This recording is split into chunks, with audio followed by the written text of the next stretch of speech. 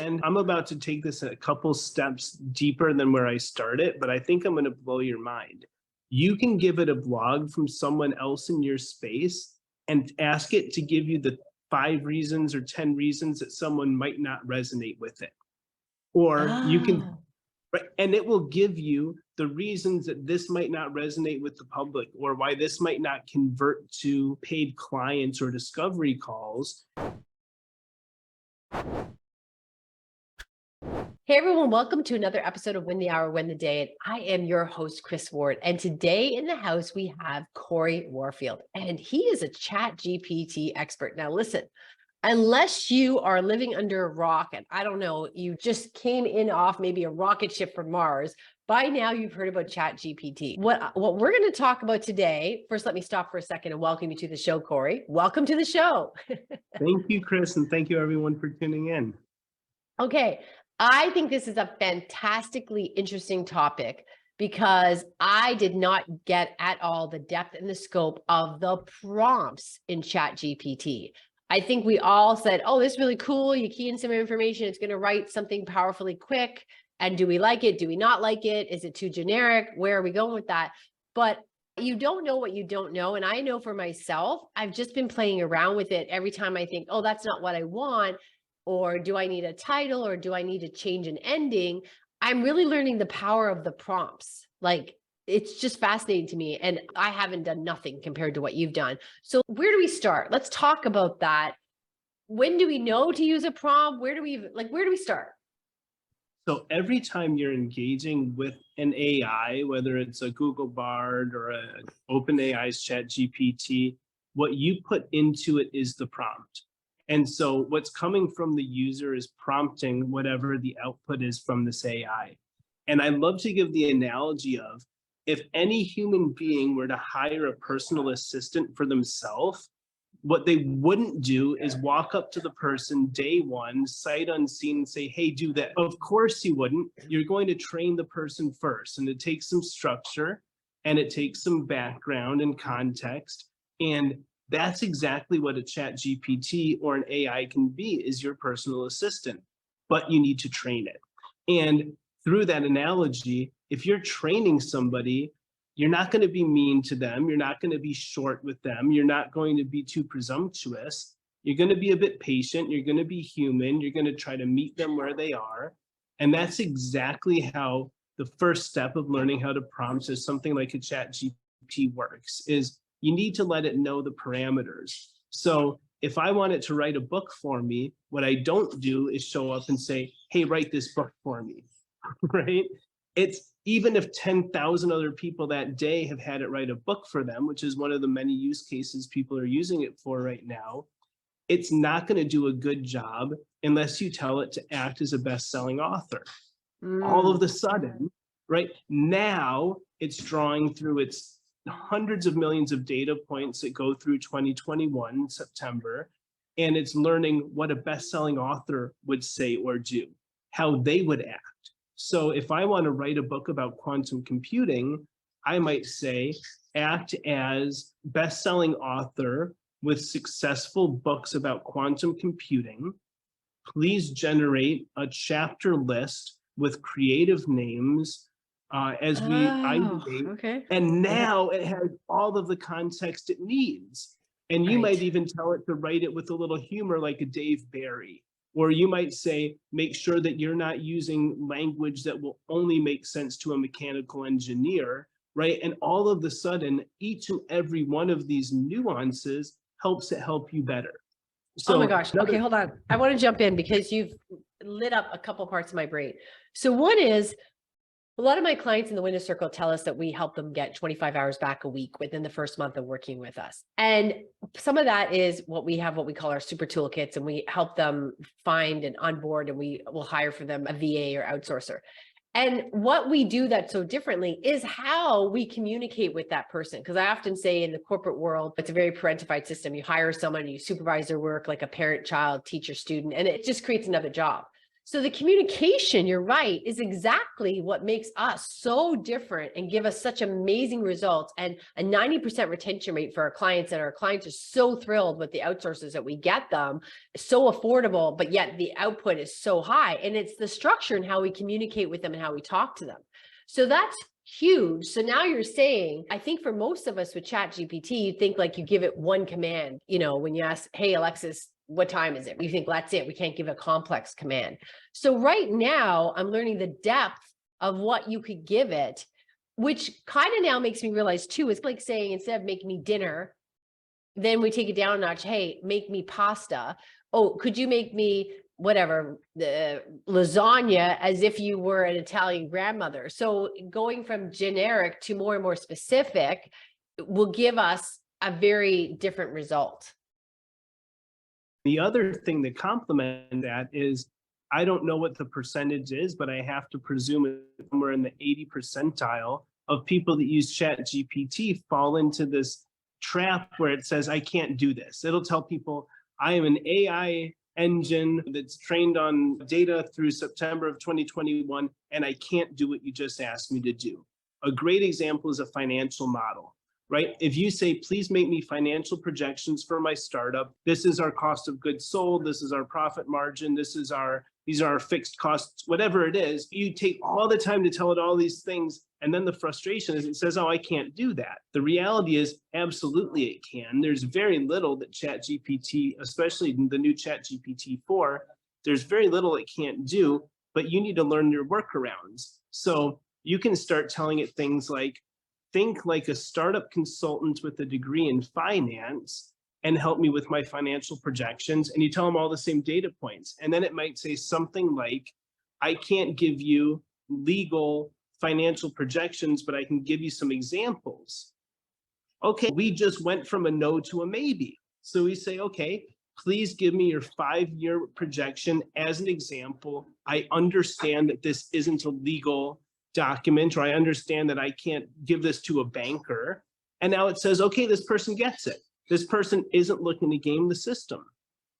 And then it'll make your financial. I didn't even know you could do all that. I just see it as content. I thought it was just content. So you really, truly, it really is like having a conversation with anyone, whoever that person is in front of you. We're assuming that the person in front of you would be a financial expert, but whatever, you can ask it. I did not know that. I just thought it was like, oh, it can write me blogs quicker, whatever, if I do the right prompts. Wow. And then here's a silly question, because I don't know. So I did pay for Chat GPT, whatever. I think they could have come up with a name that rolled off the lips a little bit quicker, but that's just my personal opinion. I wouldn't have named it that. So by virtue of that, do I now have 4, or is that a whole different thing? If you're paying for the $20 a month, then you have access to 4, just like I do. Now, when you go in at the very top, it's going to ask you if you want it to be the legacy 3.5 or the 4.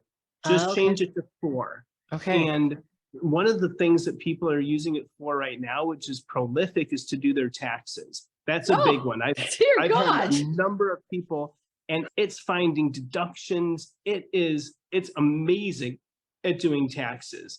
Here's another thing people are using it for, is to write computer code and deploying that as either mobile apps. So I have a friend, and this is a true story. He had it write a trading bot, and he gave it algorithms using the Fibonacci sequence, and he just turned $1,000 into, I think it's 80,000, using this software code that ChatGPT wrote him in an afternoon.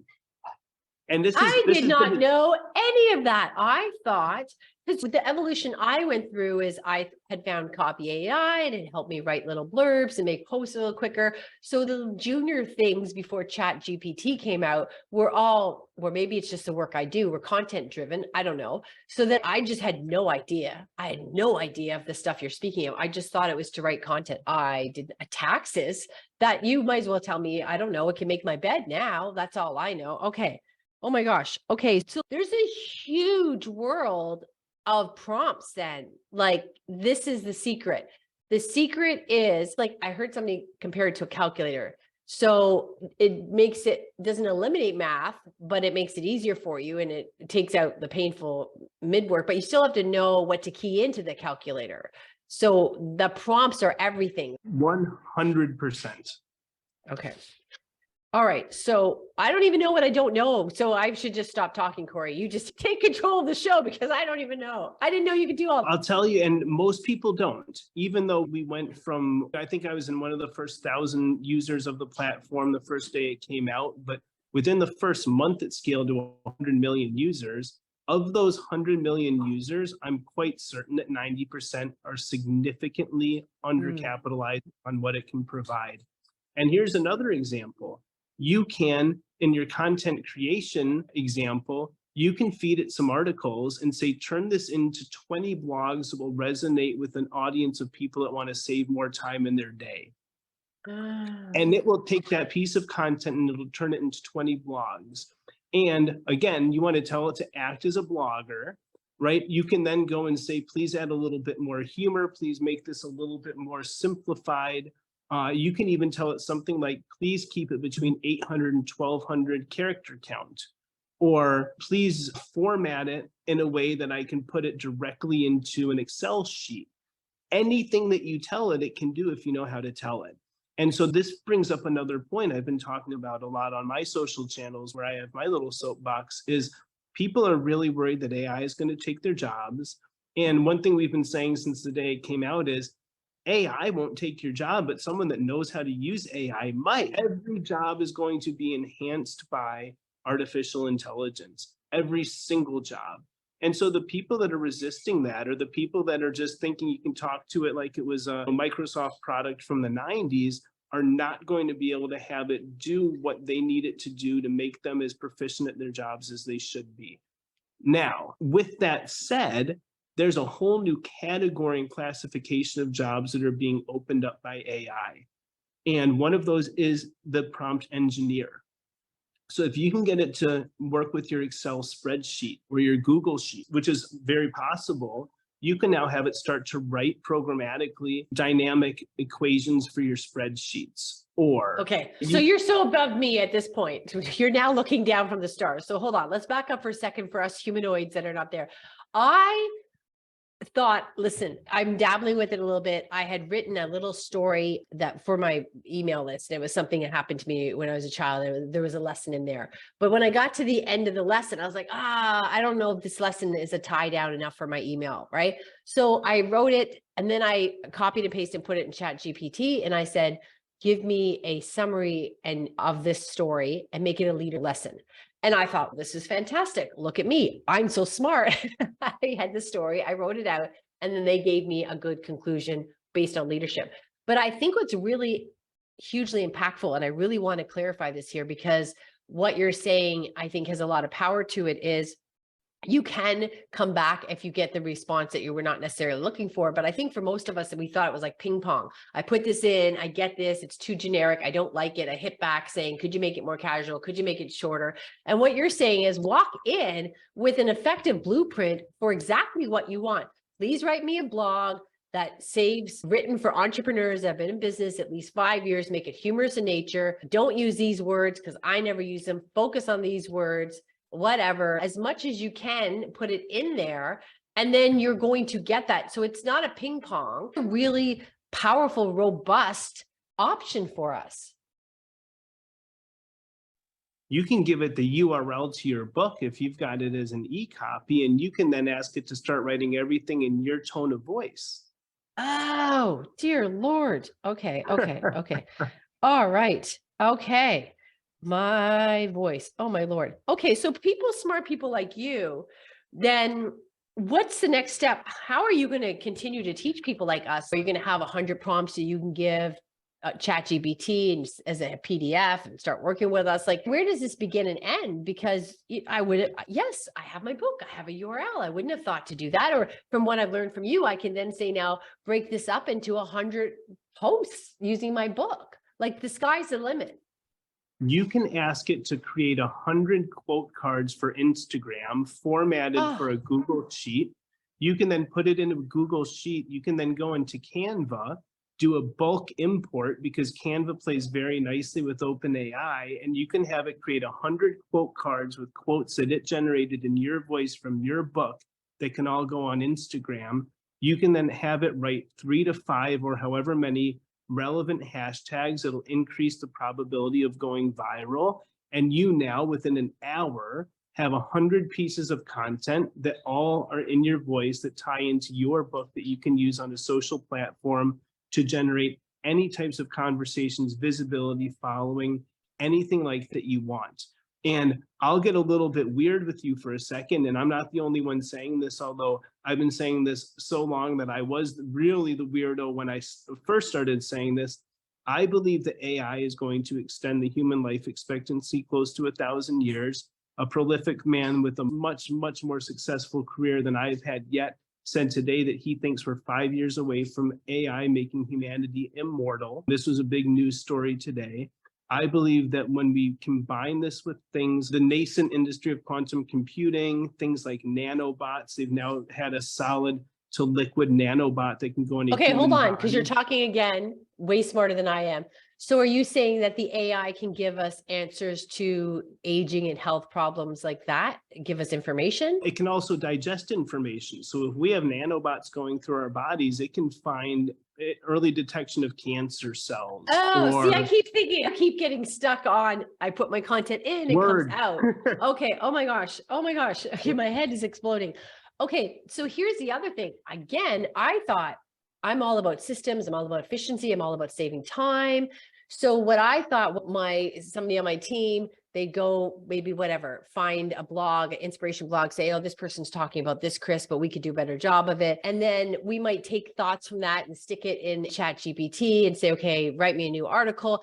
And then the whole thing was, all I was looking for was to save me steps in the process. Let's say there's 5 steps to writing a content. One is the idea and the outline, and then we go into the first draft, blah, blah, blah. So if we can compress that, and all of a sudden what I'm getting from Chat GPT, and then I just have to edit it, then great. That just saved me a bunch of time. But that's really now like saying bicycling is saving me a bunch of time and there's a frigging car in the garage. So I thought we were using it. I was pretty impressed with how we were using it. I thought I had it all figured out, but I could be keying. I do have that book and I do have other blogs of all this content that I could be saying, this is my tone of voice, because we do have things like, one thing I will never say is I never tell people to delegate. To me, delegating is a lateral move. The work still has to come through you. So there obviously has to be the complaint about Chat GPT would be, it's going to be generic and just say broad sweeping things about productivity that anybody could say. But what we're learning from you is that's because you could be giving it 22 prompts and you're giving it 1. Yeah. And I'm about to take this a couple steps deeper than where I started, but I think I'm going to blow your mind. You can give it a blog from someone else in your space and ask it to give you the 5 reasons or 10 reasons that someone might not resonate with it. Or you can, right, and it will give you the reasons that this might not resonate with the public, or why this might not convert to paid clients or discovery calls. You can then say, rewrite it in my voice, because you've already taught it your voice, in a way that will dispel all of those. Now, I'll tell you a few other things that people are using Chat GPT for right now that are mind-blowing. If you tell it to act as a therapist, you can have back and forth conversations candidly. And there are people that have augmented and replaced their therapists, psychologists, psychiatrists, with Chat GPT by and large. You can use Chat GPT to learn how to interview for a role. You can say, you're a hiring manager at this company hiring for this role. Give me an interview. Go back and forth the whole interview. And then afterwards, you can say, where did I lose you? What should I have said differently? What questions should I have asked you at the end? I'm helping sales teams use this to say, here's my archetype, here's my offering, here's my price point.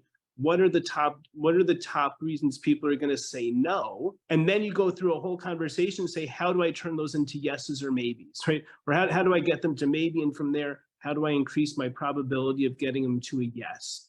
And again, if you have it acting as a sales consultant, right, you can then start segmenting and saying, I'm selling into the manufacturing industry, right? I keep hearing these 3 reasons that people aren't buying. Please give me the psychology behind why. And then let's take it a step deeper and figure out how we can bifurcate that so that this isn't a pervasive problem in my sales cycle. And it'll come up with all of that for you, as long as you're telling it to act as that type of an expert. Okay, so I think for most of us, we thought it was something that I keyed in and then some magical thing happened where it scraped the internet and gave me summaries and was able to take that information and repurpose it into written content, which I thought was the end of the game. And I thought that was fantastic. But you really are talking about it like some space age movie where we are now connected to that big person behind the powerful desk going to take over the world, and they can answer anything. Like it really is. It really is. I know we call it AI, but I think I was minimizing what that meant. I think we need to lean more towards the intelligence. It really is superior, effective, concise, endless intelligence. I didn't get that. Yeah. Oh my gosh. And by the way, people are putting digital photorealistic faces to their AIs already. So you can talk to it on even like a Zoom, like we're doing right now. There are already capacities to upload images and videos or spreadsheets or infographics. So it is really moving away from text only. There's a lot of the alternatives to Chat GPT, and Chat GPT 4 is starting to roll out in the Microsoft products where you can just talk to it out loud and it'll understand everything you're saying. And it can even speak back to you in a voice of your choosing. Text is, I think, the point of entry for a lot of people. But when you think about 100 million people are using this every day, it's getting smarter every single day. And we've all seen the different CGIs and the different photorealistic art that's coming out. When you start marrying all of this together, Google even has a product, and so as does Meta, which is Facebook, where they're training robots to be able to not only hold conversations, but do things robotically based on a human prompt. It's light years ahead of use this to write a blog or distill a journal or something like that. But yet, I think that's what people are mostly still dipping their toe in the water with. Then don't you, I mean, you seem like a lovely and gentle person, but don't you then feel like you're sitting in a room full of a bunch of paste eating kindergartners where we're over here all excited about, look at the art I made and I've got glue in my hand. And you're over here like going, oh my gosh, you silly people, there's all this stuff we can do. I think you're right. I think I'm, the norm. If not, I thought I was ahead of the norm. And I wouldn't even say from what you're talking about that I'm not even using 1% of it. So that part must be frustrating for someone like you, is that we're light years away from what the rest of us think we like. This is a whole different game. So I'm not only am I not frustrated, and I think by nature I'm very patient and empathetic, but I think you started the show by saying if people just got off a rocket or if they've been under a rock, then they may not have heard of ChatGPT yet. I'm going to argue that I think the majority of humanity still has not heard of ChatGPT. And when we know that about 150 million people have used it so far, and then we put into context the 6 or 7 billion people that use and access the internet every day, it's a very small percentage. And ChatGPT just came out at the very end of November, and so we're only a few months in. So a lot of people, especially the academics and the techies and those of us that have been historically early adopters to anything, we're talking all about it, because once you've taken a sip of that Kool-Aid, it's really hard to just say, yeah, but you know what? I think I'm going to go back to doing my own copywriting and research and all these things. But I still talk to people almost every day. When I say Chat GPT, they say something along the lines of Chat GP what? Like some of these are executives of 100 million to $1 billion companies. Some of these are business consultants that have been doing this for decades, and they still haven't heard of it. So we're still in the very nascent stages. Okay, so I'm still ahead of the game. I'm still ahead of the game. Okay, Chris, you're way ahead of the game. Then let me address this, because this is the other thing.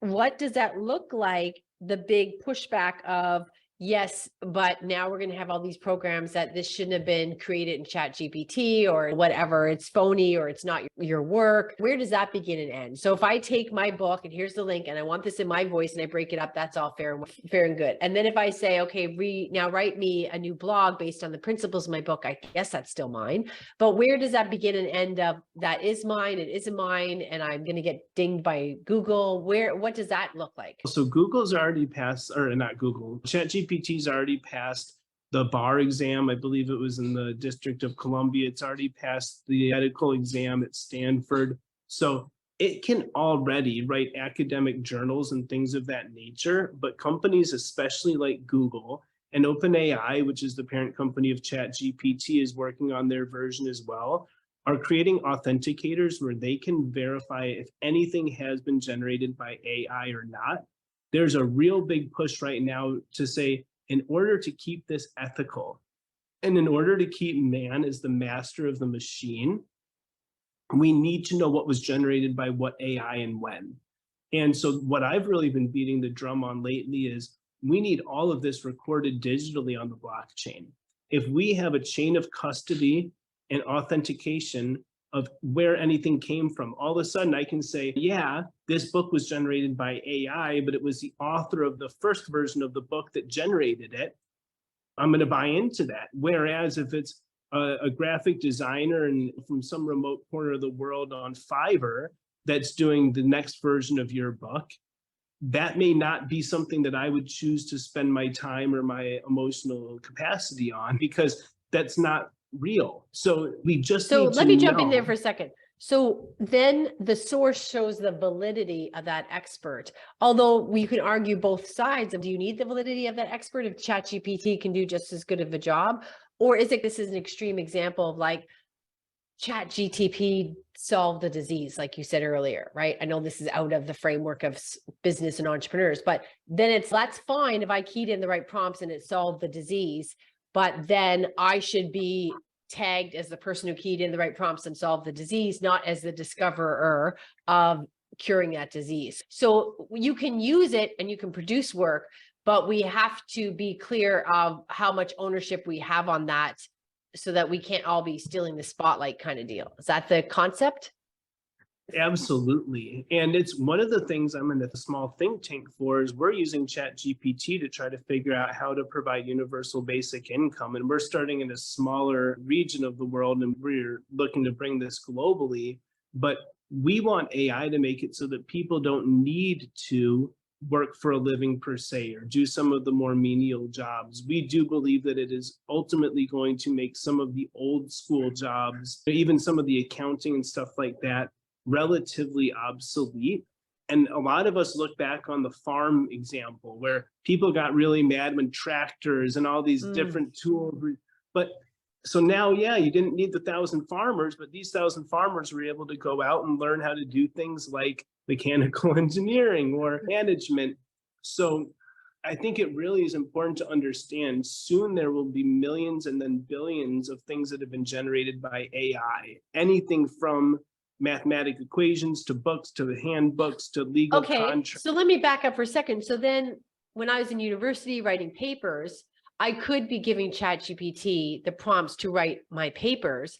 However, at the end of the day, I still have to take tests and I still have to study. So that would say that I can't get all these degrees and things just because I'm keying in the right prompts. I still have to have my field practice. I still have to write the tests. I still have to do those things. So we have some protection there, which again, I know we're away from the entrepreneur stuff, but you've opened a whole can of worms here of understanding that. Like, I just thought I thought this was a really cool app kind of deal. And I know people were using the word revolution, and it does seem like every day, if you go to bed and you get up an hour later than usual, all of a sudden there's more AI stuff. And it seems like that's a full-time job to keep on top of it. And I thought I was late in the game, but what you're saying is this truly is a revolution and its potential is endless.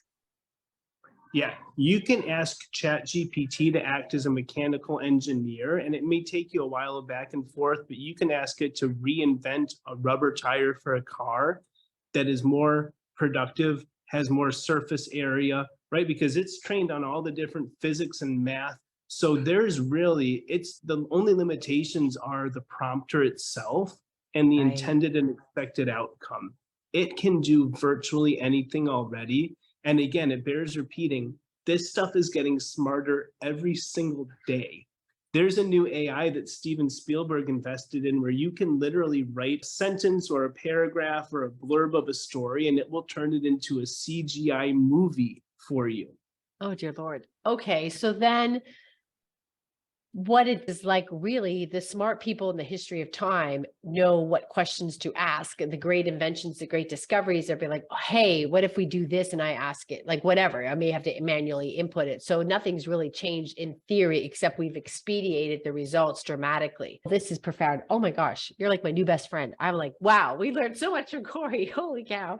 Okay, Corey, we could talk to you all friggin' day. This is nuts. The time flew by. All right, where I often say, but this time I really mean it. One of the things I say at the end of the show, I say, where can we find more of your genius? But I really mean that. Where can we find more of your genius? Where can people find you?